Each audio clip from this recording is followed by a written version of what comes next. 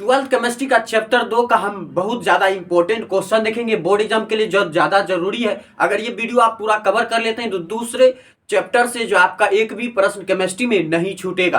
तो चलिए, सबसे पहला सवाल है क्या राउल्ट घोल। देखिए, राउल्ट के नियम के अनुसार दो तरह के घोल होते हैं, एक आदर्श घोल और दूसरा होता है अनादर्श घोल। तो आदर्श घोल और अनादर्श घोल दोनों राउल्ट के नियम से रिलेटेड है। तो जो राउल्ट का नियम का पालन करता है वो आदर्श घोल होता है, और जो राउल्ट के नियम का पालन नहीं करता है वो अनादर्श घोल होता है। इस तरह आप परिभाषा दे सकते हैं। आपको बस याद रखना है कि आदर्श और अनादर्श घोल में राउल्ट का नियम बहुत ही ज्यादा महत्वपूर्ण होता है। तो जो राउल्ट के नियम का पालन करेगा आदर्श घोल हो जाएगा, और जो राउल्ट के नियम का पालन नहीं करेगा वो अनादर्श घोल हो जाएगा। उसके बाद चलिए चलते हैं समपराशरी घोल पर। देखिए, इसके नाम में ही छिपा हुआ है सम मतलब बराबर, पराशरी यानी परासरण। तो यानी वैसा घोल या वैसा विलयन, घोल विलयन दोनों एक ही है, शब्द का सिर्फ अंतर है। तो ऐसा दो विलयन, जो दो विलयन जिसमें दोनों का परासरण दाब बराबर होता है, तो वो दोनों विलयन जो है समपराशरी विलयन कहलाएंगे। तो इस तरह से समपराशरी विलयन आपको समझ में आ गया। उसके बाद एक गोताखोरों को जो है नीचे जाते समय, यानी जब गोताखोर समुद्र के अंदर जाते हैं तब उसको जो गैस सिलेंडर में ऑक्सीजन के साथ साथ हीलियम भी मिलाकर दिया जाता है। यानी शुद्ध ऑक्सीजन जो गोताखोरों को नहीं दिया जाता, बल्कि उसमें थोड़ा हीलियम भी मिला दिया जाता है। तो कारण क्या है कि जब कोई भी गोताखोर समुद्र के अंदर जाते हैं, समुद्र का पानी जो उस पर प्रेशर डालता है, यानी उसको धकेलने का कोशिश करता है, जिससे उसके शरीर में ऐंठन होती है, घातक दर्द महसूस होता है। और उसी से बचने के लिए जो है सांस लेने में कोई तकलीफ ना हो, इसलिए ऑक्सीजन के साथ साथ उसमें हीलियम मिला दिया जाता है, क्योंकि हीलियम कम घुलनशील होता है। तो हीलियम जो है समुद्र के पानी में घुलता नहीं है, और ऑक्सीजन को नाक तक पहुंचने में कोई परेशानी नहीं होता है, और शरीर को भी घातक दर्द से बचाया जाता है। तो इसीलिए जो है हीलियम मिश्रित यानी हीलियम मिला हुआ ऑक्सीजन दिया जाता है समुद्र में अंदर जाने वाले गोताखोरों को। उसके बाद है क्या, पराशरी दाब। प्रसारणी दाब क्या है, तो प्रसारणी दाब है कि वैसा दाब जो कि प्रसारण के रोकने के लिए किया जाता है। तो आप सीधा अगर प्रासरणिक दाब का परिभाषा बोले तो प्रासरण की घटनाओं में जो दाब कम करता है उसी को हम प्रासरणिक दाब कहते हैं। या आप कह सकते हैं प्रासरणिक दाब वैसा दाब होता है कि जो बाहरी दाब और द्रव के यानी विलयन के दाब का जो है दोनों एक दूसरे का जब बराबर हो जाता है, यानी द्रव का जो प्रासरण दाब है या द्रव का जो अंदर वाला दाब है और द्रव के बाहर वाला जो दाब है, जब दोनों बराबर होता है तो उस समय जो दाब कार्य करता है प्रासरण की घटना में, उसको हम प्रासरणी दाब कहते हैं। उसके बाद क्या है कि सिद्ध करे प्रसरणी दाब एक अनुसंख्य गुणधर्म है। देखिए, अनुसंख्य गुणधर्म क्या होता है, अनुसंख्य गुणधर्म जो है वो होता है कि वैसा गुण जो कणों की संख्या पर निर्भर करता है। तो विलियन के चैप्टर में जो बहुत सारा ऐसे गुण है जो कणों की संख्या पर निर्भर करते हैं। तो वैज्ञानिकों ने कणों की संख्या पर निर्भर जो गुण होते हैं उसको अलग से दिखाने के लिए जो एक नया गुणधर्म बनाया जिसका नाम है अनुसंख्य गुणधर्म। तो अनुसंख्य गुणधर्म है वैसा गुण जो कि अणु की संख्या या कणों की संख्या पर निर्भर करता है। तो लास्ट में मैंने लिखा भी है अनुसंख्य गुणधर्म में, देखिए कौन कौन आता है, क्वथनांक का उन्नयन, हिमांक का अपनमन, प्रासरण दाब, ऐसे बहुत सारे हैं जो कणों की संख्या पर निर्भर करेंगे वो अनुसंख्य गुणधर्म कहलाएंगे। इस तरह से ये एग्जाम्पल भी आपको याद रखना है, क्वथनांक का उन्नयन, हिमांक का अपनमन, प्रासरण दाब, ये सब जो अनुसंख्य गुणधर्म है, क्योंकि ऑब्जेक्टिव के सवाल में आपसे ये पूछे जाएंगे, इसलिए इसको कंप्लीट करना जरूरी है। तो उसके बाद देखिए यहाँ प्रासरणिक दाब अनुसंख्य गुणधर्म, इसको साबित कैसे करेंगे। तो देखिए जो एक वॉल्टॉप के नियमानुसार क्या होता है, प्रासरणिक दाब सांद्रण के बराबर होता है। यानी प्रासरणिक दाब यानी पाई, सी यानी सांद्रण, तो पाई समानुपाती होता है सी और पाई समानुपाती होता है टी। तो इस तरह पाई समानुपाती हो गया टी सी टी और सी बराबर हो गया एन बटे वी। एन क्या है, मोलों की संख्या, वी क्या है, विलयन का आयतन, टी क्या है, ताप। तो यहाँ पे देखिए एन जो है मोलों की संख्या है, तो यहाँ देखिए प्रासरण दाब संख्या पर निर्भर कर रहा है। तो एन बाय वी जो है ये मोलर सांद्रण यानी मोलल सांद्रण यानी मोललता।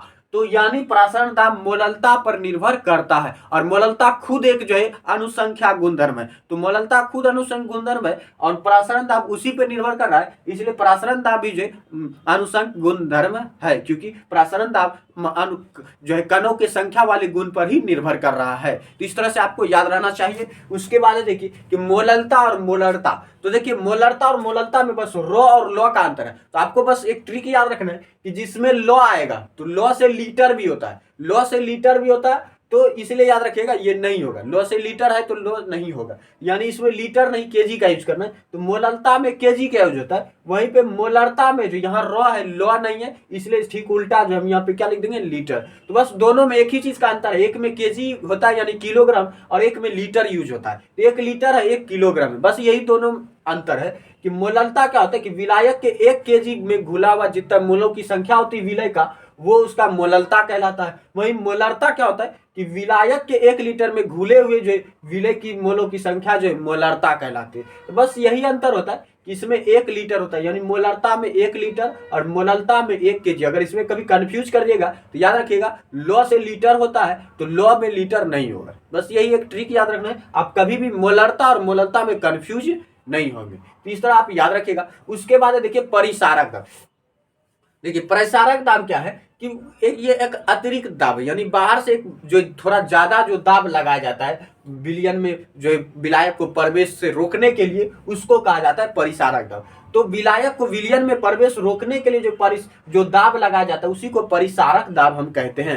उसके बाद क्या है कि क्यों तरल में किसी उड़नशील पदार्थ को जो डाल देते हैं तो उसमें वाष्प दाब कम हो जाता है। तो वाष्प दाब कम होने का कारण क्या है कि उड़नशील जब कोई ठोस हम डाल देते हैं किस में, जो मतलब किसी द्रव में, तो उस वो जो उड़नशील ठोस का जो कण है वो द्रव के कणों को विस्थापित कर देता है, यानी कहीं और भगा देता है। तो उसको जो अणु विस्थापन होने के कारण जो वाष्प कम निकलता है, और वाष्प कम निकलेगा तो वाष्प दाब भी कम हो जाएगा। तो इस तरह आप याद रखिएगा। उसके बाद है राउल्ट का नियम। तो राउल्ट का नियम बस याद रखिएगा कि आंशिक वाष्प दाब, या एक पॉइंट में अगर याद रखने राउल्ट का नियम, तो वाष्प दाब मोल प्रभाज के समानुपाती होता है। वाष्प दाब मोल प्रभाज के समानुपाती होता है। इसका पूरा विश्लेषण याद रखिएगा।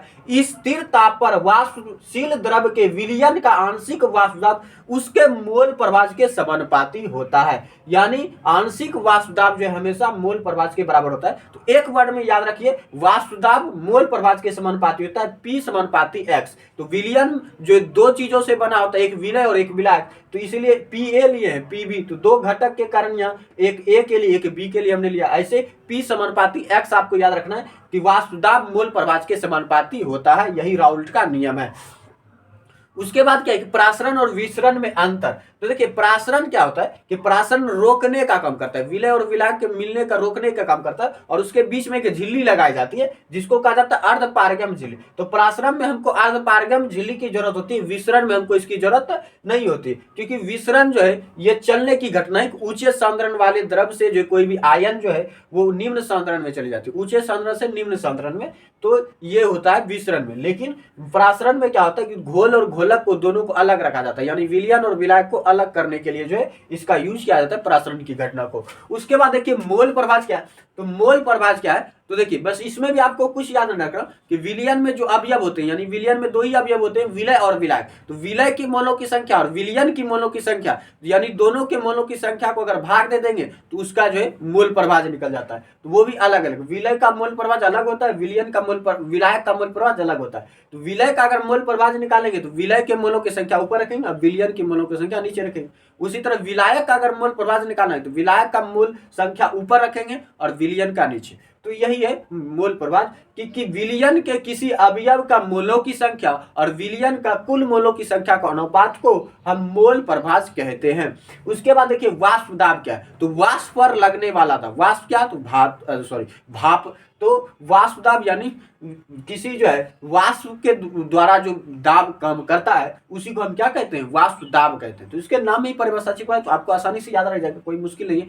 उसके बाद है हेनरी का नियम। आप कोको कोला पीते हैं, पेप्सी पीते हैं, बहुत सारा जो ड्रिंक्स करते हैं कोल्ड ड्रिंक्स, उसमें हेनरी का नियम ही लागू होता है। क्योंकि जब आप ढक्कन खोलते हैं कि किसी कोल्ड ड्रिंक का, तो उससे देखिएगा फव्वारे निकलते हैं। तो किसके कारण निकलते हैं, हेनरी के नियम के कारण, क्योंकि कोल्ड ड्रिंक में जो है द्रव के साथ साथ उसमें कार्बन डाइऑक्साइड दिया रहता है, इसीलिए।